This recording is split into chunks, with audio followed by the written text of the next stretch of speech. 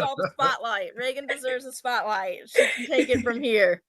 You know, this is one of my student athletes I eat with. When I said I eat with and I get to know, so yes, I'll let her take it over, and I will talk to you guys later. Thanks for having me on, guys. It was great. Thanks, Maggie. Here. Bye. Maggie. Bye. There you go, Reagan. You Maggie, she talks a lot, so we needed somebody to kind of. Maggie and I have been close for many, many, many years. I work in recruiting coverage. You got to get friendly with compliance to make sure that they're not after you all the time. So I've been friends with Maggie for a long time, strategically. Yeah, we love Maggie. We love Maggie. Reagan Jackson, welcome. Thank you for having me. How are you? You got lucky. You didn't have to go in all the way up to the 8th floor and sit in front of the backdrop. You got to join us from home. Yeah, I'm good. How are you? We're good. We've been doing this for 9.5 hours. That's crazy. I didn't even know y'all were doing it for this long. Yeah, we started at 10 o'clock this morning. Did y'all eat lunch? Yeah. We give each other little breaks in and out. Okay. I'm still working on dinner right now. So if you see me pop in and out real quick, it's because I'm finishing a steak burrito. Understandable for sure. So you've been here 2 years. You've been here for the transition into the Big 12. Mm-hmm. Tell me the strides that you guys have made as a program, entering into this conference, stepping up a level of competition, bringing in a new coach, bringing in a new system, everything that went with it. Could you feel like there was a lot of progress being made in this last season as you guys went through the year? Of course, I feel like we had got the adjustment period. So like our first year, it was new for everybody. We had the returners coming from the American, and then we had Coach Trina and the staff also coming from American. So it was a new rigor and it was a new form of competition for us. But I feel like our second year, we understood what was necessary for us to be successful in this conference, and we just used that day by day and stacked days by day and continue to get better. So I'm curious. I asked Coach Merriweather this, and Jillian Hayes has been such a big part of the program, from her leadership to her play on the court. How do you now, as one of the leaders, kind of move on from her? I guess, like, what do you go about doing to do Cincinnati women's basketball post Jillian Hayes? I think it's important to just follow in her footsteps, honestly. I mean, when I first came in here, Jill took me under her wing and I learned a lot from her. And I think that using some of her leadership skills and some of my own and some from Trina as well, and just we have 6 freshmen coming in, so helping them along the way and get them used to what's expected and what the standard is. And I think we'll have the support of Jillian always, but it's important to make her proud as well. I mean, it's her first year not being with the team, and everybody knows she bleeds Cincinnati. So just making her and our fans proud, honestly. Seems like Coach Trina is starting to stack off seasons, where every off season becomes the most hyped off season since she's been around. So what's this off season been like, and how excited are you to get back on the court and get with the girls and the sisterhood and get back to work? I'm very excited. I think the greatest thing about the off season is you have the whole year to look back and see what you were really good at and what you can tweak for the next season. And so we use that off season and the preseason to work on those things and just get better at that. So when we do have a tip off and we're ready to show the world and show the conference what we're capable of, and I think that's why it's our favorite time, because we have the time to work on the things that we need to work on without feeling rushed. And then you have also the time to just like have fun a little bit and be there for your teammates and be there for each other through the adversity. And you really get to see, because like you said, like in off season, like you have the mile time runs, you have the heavy weights. So you get to be there for your teammates going through that, and y'all get to build that chemistry off of that. Yeah, obviously this kind of era of college athletics, it gives a lot of players a lot of options, and you can basically do whatever you want in terms of the school you want to play for. Why are you choosing to stay with Cincinnati? Why are you so committed to this university when, you could enter the transfer portal and go somewhere else, but you decide to stay loyal to Coach Trina? Yeah, I would never leave Cincy, like ever, just because not even just because of the basketball part, but because of what Cincy is and what the staff means to me. Like, we are a family, and I don't take that for granted. Not to knock other schools and other teams, but I just feel like this is my family, and I don't leave family. And I also started here, and I don't start something and not finish it. Mm-hmm. And so that's why, like, would I have the opportunity to go to transfer portal? Yeah, probably, but I would never leave regardless of what's going on, because this is what I built here. This is the people I surround myself with. I love them to death, and I'm loyal to the 513. Awesome. Go ahead, Aaron. I was just going to say, you had 24 points in the Big 12 championship against Arizona State. You had 7 assists and passed 500 career points against West Virginia. You had plenty of big moments over the course of the season. What was the biggest moment for you over the course of this past season? Oh, that's a good question. I think the biggest moment for me, honestly, was that last game versus Arizona State, because even though we lost, I feel like that was when all the team, not only just the team, but like our support system was like, okay, we lost, but we're going to be in good hands this next upcoming season.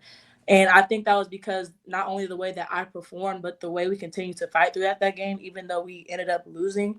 And I think it gave the fans to be like, okay, we're going to be okay. Like, no matter what happens, we're always going to be okay, because not only we have me, but we have the team and we have the staff that's going to fight regardless. So I think that was the biggest, like, aha moment for me throughout the entire season, honestly. Not the 29 against Western Illinois? That was fun. That was fun. I think that was the biggest, like, my biggest little turn up. But I was like, yeah, like, I'm here. Like, RJ3 is here. But, like, as of, like, for the team wise, it would be definitely the last game.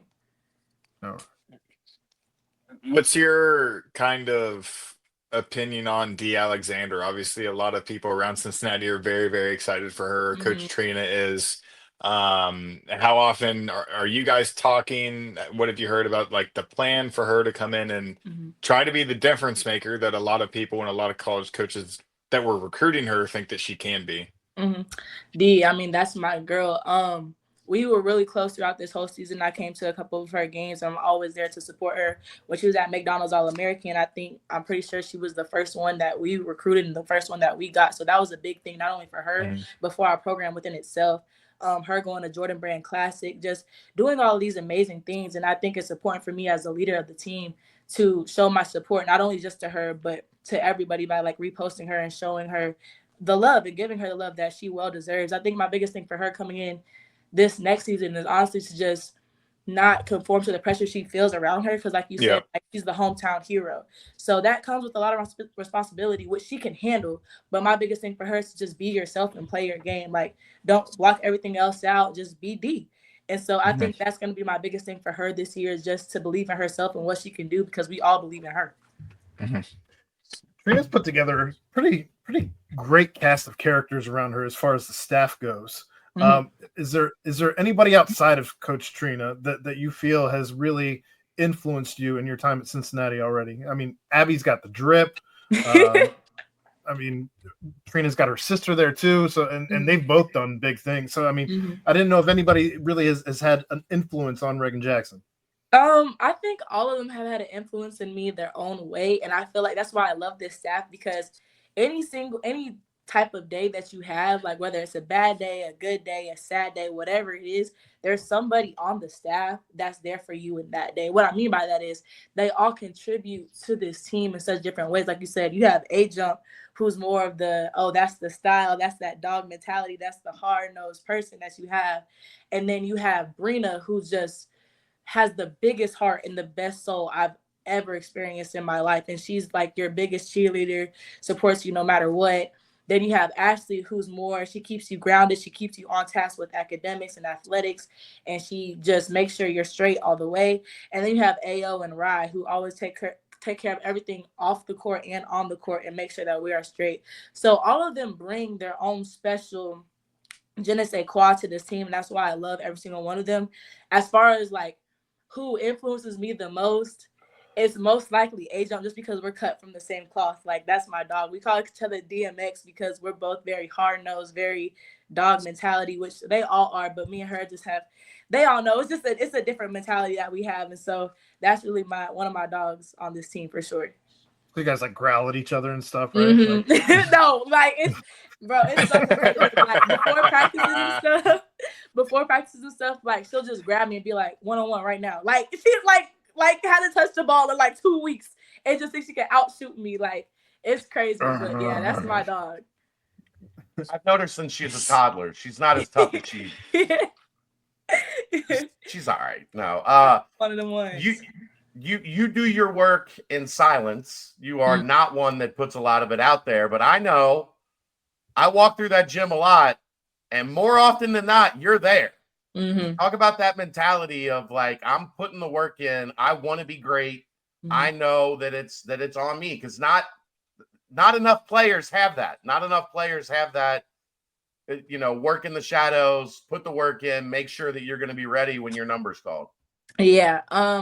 I feel like I've always been like that. Like I grew up, and of course everybody knows I grew up in a time and a space where everything was being recorded and stuff like that. But my dad, he's very old school. So he was always like, what you recording for? Like, why are you showing these people what you doing? Like, just put in the work and then show them when the lights come on. So that's always been my mentality coming up.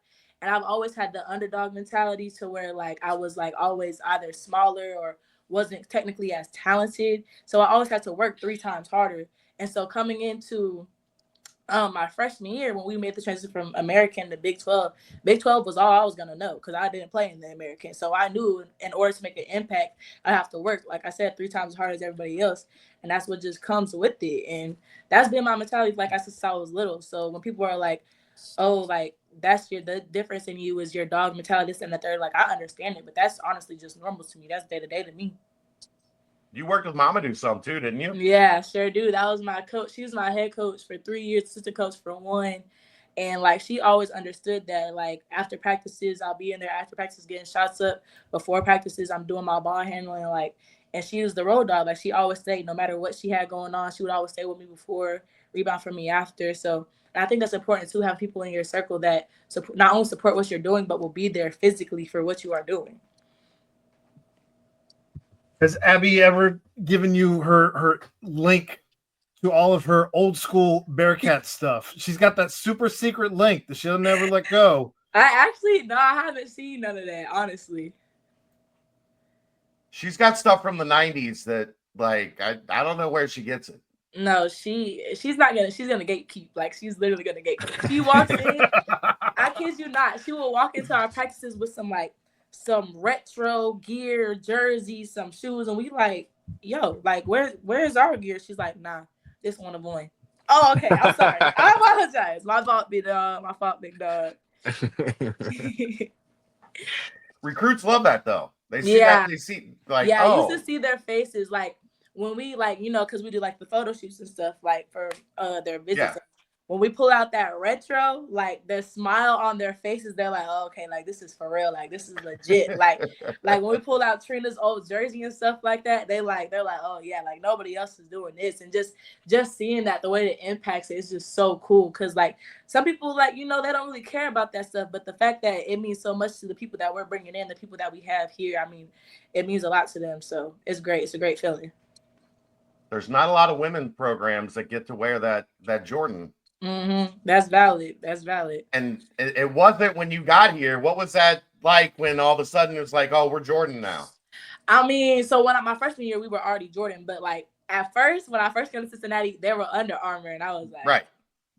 I don't know how to get through it, because I mean, my high school was Under Armour, but I'm a Nike and Jordan lover. Like I have probably every pair of Jordan you could think of. So when we came into Jordan, I was like, all right, like that matches what we're about to do in this conference. That's how I feel, honestly. That's awesome. What's 2024 25 26 look like for the Lady Bearcats?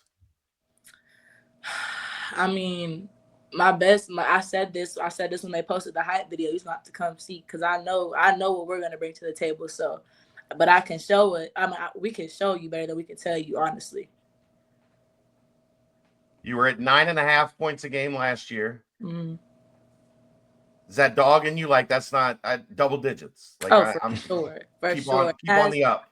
And as a leader on this team, and I'm gonna be completely transparent with y'all. Like they told me coming in here, like at minimum 14 points a game, and I said bet. And that's what this work that I'm doing down here, this work that I did before, because we had postseason, we had 2 weeks after that, and I stayed an extra 2 weeks longer. Like I could have went home and I didn't, just to get that extra working with my trainers out there, because it's gonna be something serious next year, and I know my responsibility and my role on this team is gonna be greater than it was this past year, and I'm ready for it, and I'm gonna prepare for it.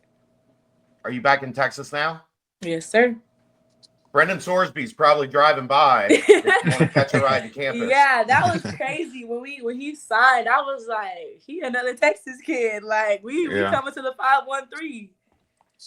Well, we just talked to him. He's in his truck driving from Texas to Cincinnati, like right now. Oh, he's making that drive?